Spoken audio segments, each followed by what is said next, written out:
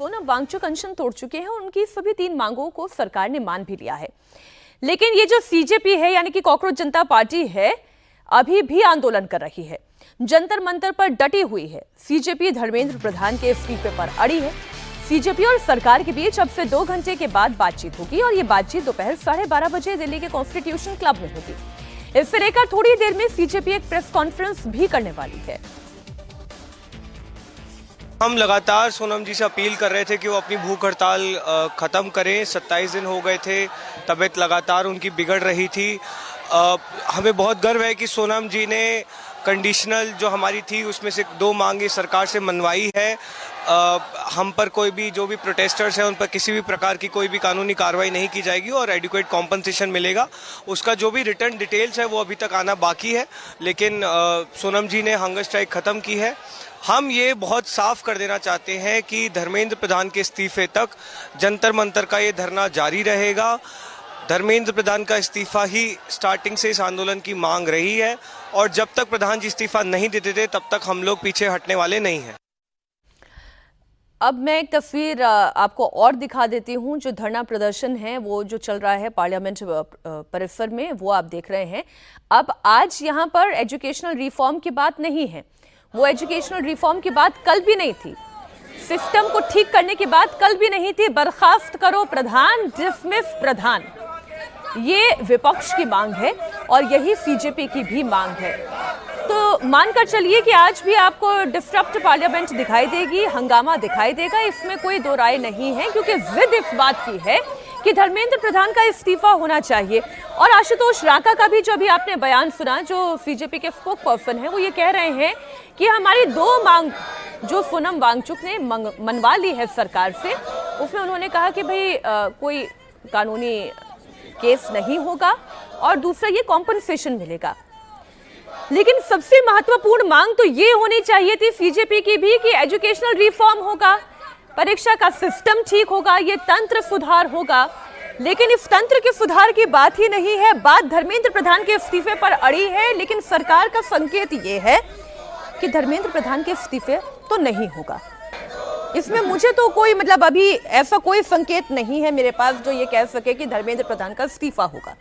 देखिए, अब ये दोनों तरफ से कुछ लचीलापन दिखाने की जरूरत होती है। जब आप डील के लिए बैठते हैं, किसी समझौते के लिए बैठते हैं, तो एक लचीलापन दोनों तरफ से होना चाहिए। सरकार ने लचीलापन दिखाया है, तो सरकार ने लचीलापन दिखा दिया है अपनी तरफ से। अगर ये सिर्फ सोनम वांगचुक की मांग नहीं है, सोनम वांगचुक की 3 मांगे मानी गई और वो जो पहले दिन 20 जुलाई को ये दोनों लोग आशुतोष रंका और सौरभ दास मिलने गए थे जेपी नड्डा से, तो इन्होंने जो 3 मांगे रखी थी उसमें से भी 2 मांगे मान ली गई। तो तीसरी मांग पर आपको थोड़ा पीछे हटना होगा। ये सिंपल ये तो अभी जो ये कर रही है परफॉर्मेटिव पॉलिटिक्स है। जो रियल पॉलिटिक्स होती है, जिसमें तमाम तरह की मैन्यूवरिंग और तमाम तरह के मैनिपुलेशंस और बार्गेनिंग होती है, वो पर्दे के पीछे होती है। तो उस समय जब बात होगी वहाँ, तो 3 चीज़ें रखी जाएंगी टेबल पर। आपकी 3 मांगे थी, 2 मांगे सरकार ने मान ली है, तो आप भी तो कुछ लचीलापन दिखाएंगे या नहीं दिखाएंगे? आपको लचीलापन दिखाना होगा, तब जाकर के कोई समझौता होगा। पहली बात तो ये है। दूसरी बात क्या है कि अब आशुतोष रांका या अभिजीत दीपके या सौरभ दास या कॉकरोच जनता पार्टी के लोग एक बहुत ज्यादा बार्गेन करने की पोजीशन में इसलिए नहीं होंगे क्योंकि सोनम वांगचुक की भूख हड़ताल समाप्त हो गई है और जो मोरल फोर्स है वो एक सरकार के साथ एक कॉर्डियल बातचीत के लिए तैयार है, बातचीत कर रहे हैं। तो आप अलग से जाकर के अगर अड़ते हैं किसी बात को लेकर के, तो ये डिफाई करना होगा सोनम वांगचुक की विल को। सर, एक मंच की आप ये तस्वीर देखें। पहले मंच की ये तस्वीर थी, यहाँ पर सोनम वांगचुक थे, तो सोनम वांगचुक की फिर बाद में तस्वीरें भी थी। अभी मुझे ये तस्वीरें यहाँ पर नहीं दिखाई दे रही हैं। ये मेरा प्रश्न इसलिए क्योंकि अन्ना हजारे ने आंदोलन किया। अन्ना हजारे एक मॉरल फोर्स थे। यहाँ पर सोनम वांगचुक ने अनशन किया, वो इसकी मॉरल फोर्स थे और यही आप भी कह रहे हैं। क्या सीजेपी ने अब धीरे धीरे करके सोनम वांगचुक को डिसओन करना शुरू कर दिया है? नहीं, आप डिसओन नहीं कर सकते हैं ना, अभी बार बार कह ही रहे हैं। आप उनको डिफाई नहीं कर सकते हैं। उन्होंने अगर कोई समझौता किया है, सरकार से किसी बात पर सहमति बनाई है, लेकिन तो आप उनकी बात को नहीं सम्मान दे रहे हैं, तो आपने डिसओन करना, डिफाई करना हुआ। नहीं, उसकी बात का सम्मान, उनकी बात का सम्मान करना होगा। अभी वो इस बात के लिए उन्होंने ये नहीं कहा है सीजेपी को कि आप धर्मेंद्र प्रधान की इस्तीफे वाली मांग छोड़ दीजिए और इसके बाद आप आंदोलन समाप्त कर दिए, उन्होंने ये भी नहीं कहा है। अभी ये इंतजार करना होगा कि वो कब करते हैं, उनका कोई और इंटरवेंशन होता है या नहीं होता है इसको लेकर के कि धर्मेंद्र प्रधान के इस्तीफे पर को कहां तक ले जाना है इस बात को। अभी ये एक्सपेक्ट कर रहे हैं हम लोग भी कि जो बार्गेनिंग होती है, अगर 2 मांगे आपकी मान ली गई है तो तीसरी मांग पर आप कोई फ्लेक्सिबिलिटी दिखाइए। पर्दे के पीछे से हो सकता है कि कोई ऐसी बात उनसे कही जाए जिससे वो संतुष्ट हो कि हाँ चलिए अभी तुरंत नहीं हो रहा है तो बाद में कभी हो जाएगा, ये हमारी एक बात मान ली गई है। कोई और मांग ये अपनी तरफ से ऐड कर दें जिसको सरकार एक्सेप्ट कर ले, कुछ वे आउट इनको भी मिल जाए, कुछ सरकार को भी मिल जाए, ये होगी बार्गेनिंग, इस तरह से होती है। ठीक है, विपक्ष की हम बात कर लेते हैं और फिर एक अच्छी तस्वीर भी आपको दिखाऊंगी। अब विपक्ष की बात यह है सचिन जी कि आप वहां पार्लियामेंट प्रीमाइसेस में तो आप आंदोलन कर रहे हैं, आवाज उठा रहे हैं, प्लेकार्ड्स लहरा रहे हैं, बड़ा सा बैनर लेकर आप खड़े हो गए हैं, लेकिन एक्चुअली में आप कर क्या रहे हैं कि सिस्टमैटिक सुधार हो? वो विपक्ष का क्या कोई स्टेप दिखाई दे रहा है? पहली बात ये, और दूसरी बात ये कि अब तक तो आप सोनम वांगचुक के पास भी जाते रहे, अब तक आप सीजेपी के प्रोटेस्ट में भी शामिल होते रहे, जंतर मंतर पर मंच पर भी आप थे, लेकिन पिछले कुछ दिनों में लगातार एक एक करके वो दूरी होनी शुरू हो गई है। देखिए, वो कहते हैं ना, बेगाने की शादी में अब्दुल्ला दीवाना। ये जो छात्रों का आंदोलन है, ये सीजेपी, जो छात्र और सोनम वांगचुक, इनका आंदोलन है। विपक्षी पार्टियां जिस दिन तक वो पुलिस बल प्रयोग नहीं हुआ और ये मुद्दा राष्ट्रीय स्तर पे नहीं बढ़ा, तब तक इनको इस से कोई मतलब नहीं, गंभीरता नहीं समझ, गंभीरता कभी कभी एक आध स्टेटमेंट दे दिया। राहुल गांधी तो जैसा अजीत जी ने बताया कि कोटा के बाद 22 दिन विदेश चले गए और आके सोनम वांगचुक से मिलने की बजाय उत्तराखंड चले गए थे। तो कहने का मतलब है कि ये जो पार्टियां हैं, इनका इसमें कोई ना तो स्टेक था, ना तो ये इसमें संयोजक थे, ना तो इन्होंने कहीं से इसे समर्थन देने की कोशिश की जब तक ये मुद्दा राष्ट्रीय बना नहीं। वैसी स्थिति में आपके पास कोई, और ये पार्लियामेंट सत्र में भी आपकी तैयारी है, आप तो डिलिमिटेशन बिल को रोकना चाह रहे थे और तमाम बिल के एफसीआरए के विरोध में अपनी तैयारी कर रहे थे। अंतिम समय में जब आपको लग रहा है कि ये मुद्दा राष्ट्रीय बन गया है और जो संवाद होना था प्रधानमंत्री के बीच में, सोनम वांगचुक के बीच में, सीधा उनका वीडियो मैसेज से संवाद हो रहा है और उम्मीद है कि आज भी बातचीत होगी। वैसे में विपक्ष को कहीं से भी ये कोई अधिकार नहीं है कि ये आंदोलन किस तरीके से रिजॉल्व हो सरकार के साथ, उसमें ये अपना एक कंडीशन रखे। ठीक है, दिल्ली के जंतर मंतर से अब जो अच्छी तस्वीर आई है वो मैं आपको दिखा देती हूँ। कल रात वहाँ किसी भी तरीके की हिंसा नहीं हुई, ये एक अच्छा मैसेज है। पिछले 3 दिनों से जंतर मंतर पर रात को हिंसा की तस्वीरें आ रही थी, कई पुलिस वाले, पैरामिलिट्री के जवान घायल भी हुए, लेकिन कल रात वहाँ शांतिपूर्ण माहौल रहा। दिल्ली पुलिस की तरफ से कहा गया कि कल रात प्रदर्शनकारी और वॉलंटियर्स ने मिलकर जंतर मंतर पर माहौल शांतिपूर्ण बनाए रखने के लिए बहुत मदद की। प्रोटेस्ट करने वाले लोग हैं और उसमें जो वॉलंटियर्स हैं, आज उन्होंने बहुत ही मेहनत की है इस पूरे प्रोटेस्ट को पीसफुल बनाए रखने में, और उनके सहयोग से ही ये संभव हुआ है कि लोग कंट्रोल में रहे हैं। अभी तक कोई हिंसा नहीं हुई है और वो लोग एक दूसरे से बात कर रहे हैं, एक दूसरे को समझा रहे हैं, और सभी से यही अपील वॉलंटियर्स भी कर रहे हैं, उनकी लीडरशिप भी कर रही है और हम लोग भी कर रहे हैं। किसी भी तरह इस प्रोटेस्ट को, इसमें शांति बनी रहनी चाहिए, किसी का भी कोई आँख या शारीरिक नुकसान नहीं होना चाहिए। अगर आंदोलन शांतिपूर्वक रहता है, कोई हिंसा नहीं होती है, कोई इस प्लेटफॉर्म का मिसयूज़ नहीं करता है, तो सारी चीज़ें बहाल हो जाएंगी, इसमें कोई समस्या नहीं है। अब हर चीज़ की टाइमिंग को इसलिए समझना होगा कि सरकार ने अपनी मोरालिटी दिखाई, सोनम वांगचुक का उन्होंने अनशन खत्म कराया, उनकी मांगों को माना गया और फिर एक कानून लाने की बात हुई। देर रात प्रधानमंत्री नरेंद्र मोदी का वीडियो संदेश आया, उसमें भी जो आश्वासन दिया गया वो एक ठोस आश्वासन था, कानून बनाने की दिशा में था और फास्ट ट्रैक कोर्ट की बात वो पहले कर चुके हैं। अब आज 12:30 बजे सीजेपी की तरफ से प्रतिनिधि मंडल सरकार से मुलाकात करने जा रहा है और इसके बाद फिर कैबिनेट की बैठक होने जा रही है। तो ये जो टाइमिंग है अजीत जी, ये टाइमिंग हर एक समय पे लिया जाने वाला हर एक कदम महत्वपूर्ण है। बिल्कुल, सीजेपी को बहुत सोच समझकर अपनी बात रखनी होगी, क्योंकि फिर उसके बाद कैबिनेट मीटिंग है। वही अगर वो सोनम वांगचुक की बात के साथ समर्थन देते हैं तब तो कोई दिक्कत ही नहीं है सरकार को भी। बिल्कुल, वही सरकार जिस तरह की फ्लेक्सिबिलिटी दिखा रही है उसी तरह की फ्लेक्सिबिलिटी एक्सपेक्ट की जा रही है सीजेपी की तरफ से भी। जब सोनम वांगचुक ने वैसा लचीलापन दिखा दिया है तो कोई कारण नहीं है कि सीजेपी के लोग उससे इतर जाकर के उनको डिफाई करके किसी नई बात पर अड़े। अभी जो बातचीत होगी, जो हम विजुअलाइज कर पा रहे हैं, जो प्रधानमंत्री ने कल कहा है वो चीजें भी बातचीत के टेबल पर रखी जाएंगी। ये कॉकरोच जनता पार्टी के लोगों ने नहीं कही है कि एक नया कानून लिया करके, स्ट्रिंजेंट कानून बना करके पेपर लीक करने वालों को सजा देने की बात होगी या परीक्षा की व्यवस्था में बदलाव के लिए कोई बात होगी। अगर ये चीजें भी रखी जाती हैं सामने तो ये एक एडिशनल चीज है जो सीजेपी को मिलेगी आगे जाकर के अपने प्रदर्शनकारियों को, जो इन लोगों को बताने के लिए कि भाई सरकार इस पर भी तैयार है। अगर उनको धर्मेंद्र प्रधान के इस्तीफे से पीछे हटना है तो सरकार उसके बदले में क्या दे रही है? सरकार उसके बदले में दो चीजें दे चुकी है पहले कि बच्चों कॉम्पेंसेशन के और छात्रों के ऊपर कानूनी कार्रवाई का जो मामला है, ये जो मुकदमे हैं इसमें पनिश नहीं किया जाएगा अगर वो शांतिपूर्ण ढंग से करते हैं तो अगर एक तीसरी चीज आ जाती है, नया बिल आता है, ये समझाया जाता है तो ये जाकर के अपने लोगों को कन्विंस कर सकते हैं। क्योंकि ये देखिए सीजेपी के लोग, कोई भी एक नेता आंदोलन को कंट्रोल नहीं कर रहा है। जब तक बच्चों को, छात्रों को, युवाओं को भरोसा नहीं होगा तब तक ये आंदोलन समाप्त करना चाहेंगे तब भी नहीं हो सकता है। और दूसरी बात, ये जो हम लोग शांति और जो व्यवस्था की बात कर रहे थे वो इसलिए हुआ क्योंकि जंतर मंतर पर स्टेक होल्डर्स मौजूद हैं। 17 साल, 18 साल, 19 साल, 20 साल के बच्चे नहीं चाहेंगे कि कोई हिंसा हो और उस हिंसा में वो फंस जाएं और उसके बाद उनका करियर खत्म हो जाए। और वैसे भी ऐसे आंदोलनों से अपना मुनाफा कमाने वाले कई असामाजिक तत्व भी होते हैं, लेकिन बच्चों ने उनको कंटेन किया है। भाई तुम्हारा तो कुछ भी नहीं है ना दांव पर, तुम तो चले जाओगे। जिनको आगे परीक्षा देनी है, जिनका भी भविष्य है, उन लोगों ने ये शांति बनाई है। और ये जरूरी देखिए, इसकी जो टाइमिंग की बात आप कह रही हैं, इतना जरूरी था इस समय सोनम वांगचुक का अनशन समाप्त करना।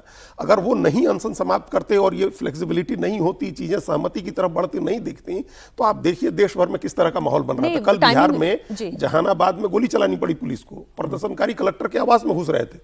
तो ये कई जगह इस तरह की हिंसा हो रही थी, इसके नाम पर केरल में भी छात्र राजभवन के नजदीक आ गए थे, वाटर कैनन का इस्तेमाल किया गया। ये सब चीजें रुके, इसके लिए ये जरूरी था कि उनसे समझौता हो, प्रधानमंत्री की अपील आए, सरकार की तरफ से पहल हो, वो सब राइट डायरेक्शन में जा रहा है। और एक जो अब मैं विजुअलाइज कर पा रही हूँ सर कि क्या सीजेपी में भी दो धड़े दिखाई देंगे। एक वो धड़ा होगा जो सोनम वांगचुक के साथ जाना चाहेगा और एक वो धड़ा होगा जो एक्चुअली केवल एक इस्तीफे की मांग के साथ अड़ा हुआ है। इस पर हम करेंगे चर्चा, लेकिन नीट पेपर लीक को लेकर जंतर मंतर पर जो प्रदर्शन हो रहा है, इसे रोकने के लिए, यानी कि सरकार पेपर लीक को रोकने के लिए एक कड़ा कानून लाने जा रही है। नए कानून में क्या प्रावधान होने चाहिए, इस पर इंडिया टीवी के editor in chief Rajat Sharma ने दुनिया के जाने माने वकील और देश के पूर्व सॉलिसिटर जनरल हरीश साल्वे से बात की। हरीश साल्वे ने मोदी सरकार को क्या सलाह दी है, वो आपको सुनाते हैं। एक स्ट्रक्चरल सॉल्यूशन के मेरे हिसाब से 3 भाग होंगे। पहला तो भाग ये होगा कि एक इंडिपेंडेंट सरकार से हटके, न राज्य सरकार न केंद्र सरकार, सरकारों से हटके एक ओवरसाइट बॉडी बनानी चाहिए। ओवरसाइट कमेटी का हो बॉडी बनाओ, जिसका ये जुम्मा होगा, जैसे यूपीएससी एग्जाम्स करती है वैसे उसका जुम्मा होगा एंट्रेंस टेस्ट्स कराना। और वो बॉडी ओवरसाइट बॉडी होगी। भले अगर इंस्टीट्यूशनल एंट्रेंस टेस्ट हो, जैसे आईआईटीज में हम कराते हैं, या ऑल इंडिया इंस्टीट्यूट जैसे ये एनईटी का एग्ज़ाम हो या बाकी प्राइवेट उसका। दूसरा उनका ओवरसाइट होगा शुरुआत से पेपर सेटिंग, पेपर्स का course setting, valuation, conduct of examination. और ये एक मैं संवेदनशील मुद्दे पे आ रहा हूँ, वेन्यूज़ और इन्विजिलेशन, ये भी निष्पक्ष होना चाहिए। और उसके बाद पेपर वैल्यूएशन, मार्किंग, एक ओवरसाइट बॉडी होगी जो ये सब कंडक्ट करेगी कि इसमें इसकी जो प्योरिटी है, इसकी जो शुद्धता है, उसमें कोई खामी नहीं आनी चाहिए। तो एक तो ये है। दूसरा इसका ढांचा ये होना चाहिए कि इसके स्पेसिफिक ऑफेंसेस होने चाहिए। आज हम जनरल जो क्रिमिनल लॉ है, बीएनएस है, वो लगाएंगे इन पे, चीटिंग है, ये है वो। इसका जैसे इलेक्टोरल ऑफेंसेस होता है, वैसे इसको स्पेसिफिकली एग्जामिनेशन रिलेटेड ऑफेंसेस, ये जुर्म ही अलग होएगा कि जिसने पेपर लीक कराया वो उसमें क्राइम होगा, उसमें क्या एक्शंस होते हैं जरा स्टडी करके, वो स्पेसिफिक क्राइम्स होने चाहिए। और इसका मिनिमम सेंटेंस 5, मैक्सिमम सेंटेंस 10 साल ये होना चाहिए। स्पेशल कोर्ट में जैसे सीबीआई के केस जाते हैं, और पब्लिक प्रोसिक्यूटर को बिना सुने किसी को बेल नहीं मिलनी चाहिए। तो इस किस्म का ये है कानून है। ये भी इतना आज मामला इम्पोर्टेंट हो गया है कि इसके लिए भी ऐसा कानून। और तीसरा चीज़ ये होना चाहिए, ये जितने हमारी टीचिंग शॉप्स हैं, जो ये कोचिंग इंस्टीट्यूट हम कहते हैं, इनका पूंजीकरण होना चाहिए, इनका रजिस्ट्रेशन होना चाहिए, पूरी ट्रांसपेरेंसी होनी चाहिए, कौन है इसमें पार्टनर्स, कौन चला रहे हैं, और इनका रेगुलर ऑडिट होना चाहिए, हर 3 महीने इनकी रिपोर्ट आनी चाहिए, ये कितनी फीस ले रहे हैं ये पब्लिक में डिस्क्लोज होनी चाहिए। और इसके बाद इन लोगों को स्पेशल फाइन और स्पेशल प्रोविजन होने चाहिए कि अगर कोई कोचिंग सेंटर वाला पकड़ा गया पेपर लीक में तो उसको 5 नहीं, उसको 10 साल की सजा। प्रधानमंत्री मोदी ने पेपर लीक को लेकर फास्ट ट्रैक कोर्ट बनाने का फैसला किया है। फास्ट ट्रैक कोर्ट से कैसे पूरा सीन बदल जाएगा? जिस फैसले के आने में सालों साल लगते थे, फैसला कैसे तुरंत आएगा? हरीश साल्वे का एक और सुझाव आपको सुनाते हैं। फास्ट ट्रैक कोर्ट का ये फायदा होगा कि जो भी आज क्रिमिनल केसेस पेंडिंग है वो ऐसा नहीं कि 5 साल में हो, वो 6 महीने में ख़त्म हो जाए, तो उसका ये तो एडवांटेज होगा। पर मैं ये भी आज देख रहा हूँ, आज कुछ रिपोर्ट्स आई, जो एग्जिस्टिंग कानून है, जो आज के कानून है वो जनरल क्रिमिनल लॉज है BNS में। ये जो एग्जामिनेशन रिलेटेड है, पेपर लीक करना एक क्राइम होना चाहिए, उसमें कोई भी कोलैबोरेशन होना, उसमें कंस्पिरेसी होना, वो भी अलग से क्राइम होना चाहिए। और इस किस्म के जो होता है, जो भले टीचर हो, पेपर सेटर हो, या जो हैंडलर हो, जो प्रिंटर हो, जो भी हो, जितना भी छोटा उसका रोल हो, इसमें 5 से 10 साल की सजा होनी चाहिए। लोगों को पता होना चाहिए कि ये बच्चों की जिंदगी से खेल रहे हैं। अभी तक के जो कानून थे उससे पेपर लीक के दोषियों को कड़ी सजा नहीं मिल पाती थी। लंबी सुनवाई के दौरान कोर्ट से जमानत मिल जाती थी। हरीश साल्वे ने बेल को लेकर मोदी सरकार को सुझाव दिया। ईडी जैसे कानून की क्यों वकालत की, सुनिए। देखिए, आज ऑफेंस क्या है? आज जो आप जुर्म उनको किस ऑफेंस के लिए पकड़ा है? जो जनरल लॉ में ऑफेंस है, cheating, interfering with public service, ये जनरल कानून है। ये जनरल कानून उन पे लगेंगे, इसमें जनरली बेल मिल जाती है, तो उनको भी बेल मिल रही है। ये जो कानून का ढांचा बनेगा, इसमें ये भी होना चाहिए कि बेल तब मिलेगी, आप हायर स्टैंडर्ड कर दीजिए कि बेल तब मिलेगी जब, जैसे PMLA में है कि आपको ये दिखाना पड़ेगा कि आपके खिलाफ कोई केस नहीं, क्योंकि आप वापस, और दूसरा ये होना चाहिए जिसके खिलाफ केस रजिस्टर हुआ, अगर वो बाइज्जत बरी नहीं हो, उम्र भर वो आदमी को किसी एग्ज़ाम और एजुकेशन रिलेटेड इंस्टीट्यूशन से और एक्टिविटी से बर्खास्त हो। अब हम जिस कॉन्क्रीट बात की तरफ इशारा करते हैं, ये वो कॉन्क्रीट बात है। लेकिन मेरा पॉलिटिक्स पर सवाल इसलिए है कि क्या CJP अब 2 धड़ों में या 3 धड़ों में बटेगी? एक वो सोच जो विपक्ष के साथ जाना चाहती है, एक वो सोच जो सोनम वांगचुक के साथ जाना चाहती है, वो सोच जो केवल इस्तीफा चाहती है, और एक वो सोच है जो स्ट्रक्चरल रिफॉर्म चाहती है। देखिए, जहाँ तक स्टेक होल्डर्स की बात है, इस मूवमेंट ने अपना एक स्टेटमेंट दे दिया है और सबसे बड़ी जो पर्पस थी वो अचीव कर लिया है कि एग्जामिनेशन सिस्टम और एजुकेशन सिस्टम जो बच्चों के भविष्य से जुड़ी हुई है, उसको सर्वोच्च प्राथमिकता पूरी गंभीरता के साथ ये सरकार दे रही है, और ये बहुत बड़ी उपलब्धि है। तो जब आपका सबसे महत्वपूर्ण ध्येय जो स्ट्रक्चरल रिफॉर्म की थी, और सरकार तमाम राजनीतिक मुद्दों को छोड़ के इसको सर्वोच्च प्राथमिकता वो पूरा हो जाए, तो उसके बाद आपको इसको रिजॉल्व करना, कैसे करना है, उस पे सोचना चाहिए, ना कि इसको अटकाने की। तो उस लिहाज से अगर, जैसा अजीत जी ने भी कहा कि अगर आप, सरकार ने जैसे फ्लेक्सिबिलिटी दिखाई, सोनम वांगचुक ने दिखाई, अगर आप नहीं दिखाएंगे तो धीरे धीरे ये प्रोटेस्ट जो है ये गलत दिशा में जाएगा। इसका अभी ये होना चाहिए कि आप धर्मेंद्र प्रधान, जैसे बात अजीत जी भी बता रहे थे कि भाई मंत्री होना चाहिए ना, उसको आप जवाब तो देना है। आप चर्चा करवाना चाह रहे हैं तो जवाब कौन देगा? वो मंत्री जो उस समय है। तो उस लिहाज से अपोजिशन पार्टीज की अपनी एक पॉलिटिकल उसमें कैलकुलेशन है। ये जो CJP के लोग हैं, इनको सोचना चाहिए कि ये लेवरेज बाकी और किस तरह के डिमांड को मनवाने के लिए अब कर सकते हैं। आज दमदार 10 में एक्चुअली हमने सारी तैयारियां आपको बता दी है, सरकार की तैयारी भी दिखा दी, विपक्ष की तैयारी क्या है उसकी तस्वीर, वो स्टेटमेंट आपको दिखा दिए, और CJP की तैयारी क्या है वो और खुलकर समझ में आ जाएगी जब आज दोपहर के 12:30 बजेंगे और ये मीटिंग शुरू होगी। वहां पर क्या बातें लेकर जाती है और सरकार से क्या बातचीत होती है, उस पर हमारी नजर बनी रहेगी। दमदार 10 में इतना ही। बहुत शुक्रिया अजीत जी आपका भी, सजन जी आपका भी हमारे साथ जुड़ने के लिए।